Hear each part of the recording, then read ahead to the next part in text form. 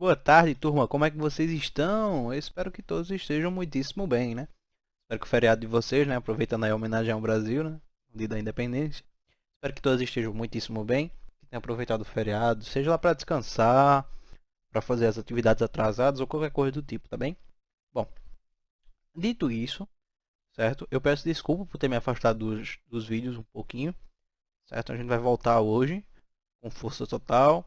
Infelizmente eu estava bem doente, com as manchas feias no corpo, aí não podia gravar os vídeos, né? Eu tô me recuperando, as manchas ainda estão saindo, mas já tô bem melhor, né? Mas enfim, voltamos hoje com força total. Espero que todos estejam muitíssimo bem. E retornaremos exatamente onde a gente parou, que foi na página 77, tá, pessoal? Olha, eu só tá, pessoal? Olha, eu só queria fazer um retorno aqui que eu não tenho recebido as atividades de vocês com a frequência devida, tá bem? Eu gostaria de apelar mais uma vez aí para que vocês pudessem se esforçar para entregar as atividades, certo? A gente parou aí na página 76/77, né? Paramos aí antes da reflexão sobre o uso da língua, né? No conversa entre textos, nossa famosa intertextualidade, lembrando que intertextualidade é nossa ler textos de diferentes tipos e comparar, né, as relações entre eles, mesmo sendo diferentes da abordagem, etc., né, sobre o mesmo assunto. É interessante ver essas peculiaridades de cada tipo textual, tá certo? A gente vai ir para reflexão sobre o uso da língua, a nossa concordância verbal. Hoje a nossa atividade consistirá, certo, em fazer reflexão sobre o uso da língua, é pura gramática. A gente vai fazer a página 77, 78, 79, parando aí na 79 um pouquinho aplicando conhecimentos, tá? Eu conversei com vocês, porque não é tão fácil, digamos assim. Na verdade é relativamente fácil, né? Vocês só não estão habituados, né? Porque a gente, para falar a verdade, a gente chama isso de variedade linguística, tanto geográfica como socioeconômica, né? A gente não tem todo o costume de usar a concordância verbal, né, de forma correta. A gente escuta muito, ó, a gente fomos, errado, certo? Concordância verbal é você fazer o verbo concordar com o seu gênero, com o seu tipo de sujeito, certo? Se eu estou falando a gente, veja, a gente, apesar de significar muitas pessoas no plural, né? A gente ainda, a concordância do verbo com o sujeito a gente, certo? É feita, a concordância verbal é feita como se fosse no singular. Então é a gente vai ou nós fomos.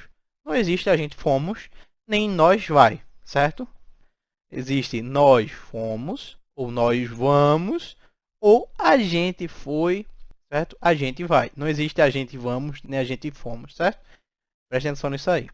Bom, é basicamente isso que se trata a linha da gente hoje. A gente vai aí primeiro, bem rapidinho, né? Reler o texto da notícia. Refugiado seria agredido enquanto vendia esfirras em Copacabana, né? Questões sobre a xenofobia. Muito triste, inclusive, né? A gente sempre teve problemas com a xenofobia. Xenofobia, para quem não sabe, é o ato, né, na verdade, de você discriminar alguém só pela pessoa ser de um local diferente que o seu, ou até ser do mesmo, mas você prestar preconceito por ser daquele local, tá?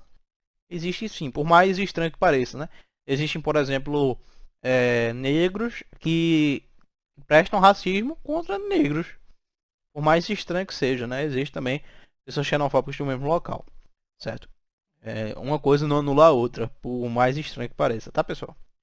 Bom, então acontece muito aqui no Brasil, às vezes a gente tira uma ondinha, porque o cearense é aquilo, o baiano é aquilo. São piadinhas que pra gente, no mundo da gente, na sociedade que a gente vive, não apetece tanto, né? A gente não liga muito, mas de certa forma elas têm sim o seu cunho xenofóbico, né? Aquele paulista que chama o nordestino de Paraíba, etc. Assim como também acontece em níveis internacionais. A gente está vendo aí o preconceito que a gente tem contra os asiáticos por conta do coronavírus, da pandemia, certo? Uma coisa que tem nada a ver, por exemplo, você xingar um japonês, sendo que a pandemia surgiu na... Primeiro que não tá certo você xingar a pessoa por conta da pandemia, ela não teve culpa nenhuma, pra ser sincero, né? Mas aí você vê japoneses, não tem nada a ver com a história, o vírus foi na China e você vê pessoas aí xingando e etc, né? Muito, muito triste. Mas enfim. Então, dando sequência, tá? Vocês vão vocês vão ver aí que vai pedir para vocês identificarem os sujeitos, etc, certo? Nada muito complicado e que a gente não tenha visto, certo?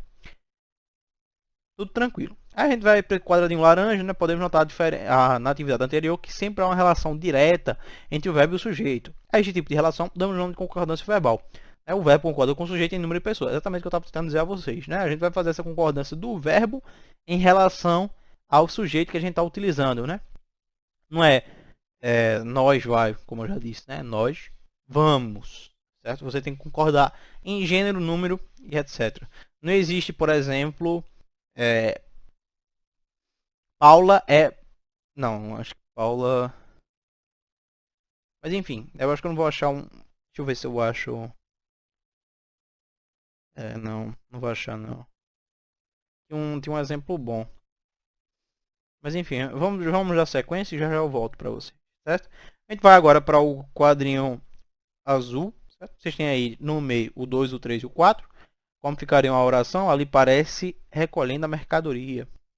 Ali aparece recolhendo a mercadoria. Substantivo ali foi substituído por refugiados. Escreva adequando a concordância verbal, certo? Então, no lugar de ali, você vai colocar refugiados e você vai fazer essa concordância. Em vez de ser aparece, certo? Vai ser outra coisa. Se aparecem, por exemplo, certo? Tem que concordar em número, tá certo? Então fiquem ligados nisso, tá, pessoal? Você tem que fazer a concordância devida. Quadradinho azul, a gente parte, né? O 3 e o 4 segue o mesmo raciocínio. O azul, quando o sujeito composto encontrar-se após o verbo, este poderá ir para o plural ou concordar com o núcleo mais próximo. Isso é muito interessante, né?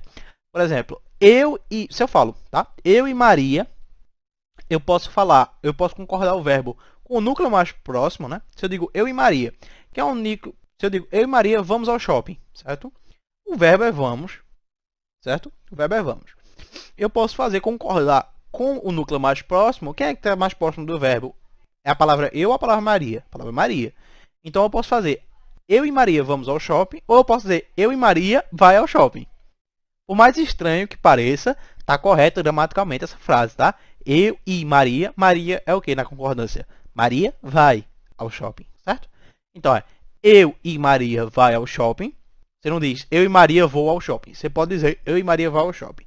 Mas o mais comum, né, e menos cacofônico é quando você escuta algo que não é agradável aos ouvidos, né? Quando você diz eu e Maria vai ao shopping é um negócio meio estranho, né? Então você diz eu e Maria vamos ao shopping. Mas lembrando que eu e Maria vai ao shopping está correto. Você pode concordar com o núcleo mais próximo, né? Aqui, ó, ele vai dar alguns exemplos, né? Morreu o ministro da Defesa e centenas de civis no atentado de 2012. Ou eu posso dizer, morreram o ministro da Defesa e centenas de civis num atentado em 2012 ainda março. Certo? Você pode ver que ele tanto pode fazer a concordância com o núcleo mais próximo, nesse caso é o ministro da Defesa, ou com o plural, que é o ministro da Defesa mais as centenas de civis. Tá certo? Ele pode fazer num todo, ou agregando, fazendo a concordância verbal com o núcleo mais próximo, nesse caso é o ministro da Defesa. Certo? Nada muito complicado. Os verbos intransitivos e transitivos indiretos ficam na terceira pessoa do singular quando o sujeito é indeterminado, acompanhado do pronome se. Nesse caso, se é classificado sintaticamente como índice de indeterminação do sujeito. Exemplo, precisou-se de muitos grupos humanitários para usar os sírios, tá? Nada muito complicado aqui. Vende-se, tá certo? Quando a gente tem essa partícula passivadora se, nesse caso, desculpa, não é uma partícula passivadora, é uma partícula de índice, né? Partícula de índice de determinação, a gente usa o verbo primeiro e o verbo tem que estar na terceira pessoa. Né? Por exemplo, eu vendo, tu vendes, ele vende. Certo? Então, se eu não estou identificando quem é que vende, eu digo só, vende-se este terreno. Não é vendo este terreno, é vende-se este terreno. Certo? Aliás, você pode dizer vendo este terreno. Mas se você quiser usar o se, certo? Você não quiser dizer que sou eu que vendo ou estiver vendendo para outra pessoa, você usa a partícula de indeterminação se, certo? De indeterminação, e coloca o verbo na terceira pessoa, seja no presente, passado ou futuro, independente de qual tempo verbal seja, tá certo, pessoal? Bom, aí a gente tem na segunda página da nossa atividade, certo? O verbo transitivo direto ou direto e indireto, né? Pode ser as duas no caso, os dois casos, conjugado com o pronome se, indica a existência de um sujeito paciente, ou seja, um sujeito que sofre a ação do verbo. Nesse caso, o pronome exerce a função de pronome apassivador. Sendo assim, a concordância entre sujeito e verbo é feita de acordo com a regra geral, ou seja, não muda nada, tá? Lembrando que a gente já fez esses verbos transitivos e intransitivos, então eu espero que vocês lembrem, tá? Só para constar, verbos transitivos são aqueles que precisam de uma transição, certo? De algo que ligue a eles. Eu vou a algum lugar. Então eu preciso desse. Veja que eu não vou utilizar esse artigo. Esse a não é artigo, ele sim é uma preposição, certo? Quem vai a algum lugar. Veja, a algum lugar. Só por eu ter usado esse a, que não é um artigo, é uma preposição, certo? Você nota que ele precisa de um complemento. Eu não vou, veja, até eu vou ali. A mistura de a com ali, né? Mas tudo bem. Mas quando você diz eu vou ao shopping, veja, shopping é masculino, então o artigo deveria ser o. Mas quando você diz vou e o verbo precisa desse complemento, a gente faz a soma do a com o. Faz o ao. Vou ao shopping, certo? Quando você tem um objeto desculpa, um substantivo feminino, né? Por exemplo, vou à praia, você tem a soma de um a, preposição, mais o artigo. Isso dá origem à crase, certo? Aquele sinalzinho que quase ninguém sabe usar corretamente. É complicado, eu entendo. É difícil de se ver uma crase aplicada corretamente. Mas se você entender o cerne da questão, né, o núcleo, você consegue aplicar corretamente sem grandes problemas. Se o sujeito estiver no singular, né, dando sequência, se o sujeito estiver no singular, o verbo concorda com ele, flexionando-se também no singular. Se o sujeito estiver no plural ou for composto, o verbo concorda com ele, flexionando-se no plural. Exemplo. Desalojaram-se muitos sírios. Desalojou-se aquele sírio. Nada muito completo. Nada muito complexo, né? Eu estou usando a partícula se, certo? E a única coisa que eu vou estar dizendo é que se eu estou especificando quem foi desalojado, certo? Quem está sofrendo daquela ação, eu vou concordar no plural ou no coisa. Tem que fazer essa concordância diretamente, digamos assim, né? Por exemplo, no 1 para 1. Se está no plural, o verbo fica no plural. Se está no singular, o verbo fica no singular, certo? Bom, aí nada muito complexo, né? Comoveram-se muitos brasileiros com o relatório de Ali. Nada complicado, certo? Você vê aí, né, que ela... Você podia dizer... você podia reescrever isso aqui, né? Você colocasse, por exemplo, alguém, né? Comoveu-se o professor e outros brasileiros, por exemplo, etc. Pode reescrever de várias formas esse relato, né? Eu quero que vocês prestem atenção nisso aí. Aí tem um sexto e o sétimo que buscam exatamente a mesma pegada. Aí a gente vai para esse penúltimo quadradinho, né? Quadradinho laranja, certo? Quando o núcleo do sujeito é constituído de nome ou pronome, que se haverá uma coleção ou grupo, seguido ou nome de um complemento no plural, o verbo pode ser conjugado no singular ou no plural. A língua moderna, porém, privilegiada por questões estéticas, a construção com a concordância verbal no singular. Exemplo, um grupo de pessoas entrou na prefeitura, certo? Entendi, um grupo de pessoas entraram na prefeitura. Note que, esteticamente falando, certo? Você poderia dizer porque eu estou concordando com pessoas. Mas note que o sujeito aqui não é só pessoas, é um grupo de pessoas. Então eu concordo com um todo no singular. É como eu dizer assim, uma grande quantidade de pessoas, mesmo dizendo pessoas, uma grande quantidade de pessoas foi vista andando na praia, por exemplo, certo? Uma grande quantidade de pessoas foi vista andando na praia. Eu concordo, mesmo pessoas, tendo aí, a gente, se fosse para fazer a concordância corretamente, né, digamos assim, diretamente com o sujeito pessoas, seria várias pessoas foram avistadas na praia, por exemplo. Certo? Mas veja aí, como várias pessoas, quem foi avistado? Várias pessoas, eu estou indicando que é no plural. Mas um grupo de pessoas, uma coleção, eu indico um único grupo. Então eu tenho que fazer a concordância diretamente com o todo, e não com a qualificação da quantidade de objetos, digamos assim. Quando o sujeito for constituído por expressões partitivas, certo? Grande parte de, uma porção de, grande número de, certo? Seguidos de expressões no plural, a dupla possibilidade de concordância, ou seja, o verbo pode ser flexionado tanto no singular, pronto. Você pode até dizer, tá? Mas como eu disse a vocês, é cacofônico. Por estética, como eu disse anteriormente, né? Por estética se usa o singular, tá? Não é errado, mas por estética se usa no singular. Se você não quiser errar, você pode usar o singular sempre, né? Um grupo de pessoas entrou na prefeitura, um grande número de abelhas saiu da colmeia, né? Você pode usar sempre no singular se não quiser se complicar aí, né? Por exemplo. Aí a gente tem alguns casos, né, para sanar as dúvidas. Concordância com o número percentual. Quando o percentual não estiver relacionado a um substantivo, o verbo deve concordar com o número. Exemplo, 1% recebe ajuda, 10% recebem ajuda da prefeitura local. Então, quando eu não tiver... Se eu não disser, por exemplo, 1% da população recebe ajuda, ou se eu disser 10% da população recebe ajuda da prefeitura. Se eu estiver especificando, eu tenho que concordar com o sujeito. Se eu não estiver especificando o sujeito, eu não concordo, eu concordo com o número, tá? Se é 1, é singular, se é mais de que 1, é plural. Certo? Caso 2, concordância com o substantivo que segue percentual. Substantivo que segue percentual, né? É o mesmo caso agora, só que dizendo quanto da porcentagem, né? Se o substantivo que segue percentual estiver no singular, o verbo fica no singular. Se estiver no plural, segue no plural, né? 60% dos imigrantes venezuelanos são refugiados. Ou seja, como o substantivo está no plural, o verbo é para o plural. Se eu digo no total, 60% de imigração venezuelana no Brasil é refugiada. Ou seja, perdão. Se o substantivo estiver no singular, o verbo vai para o singular.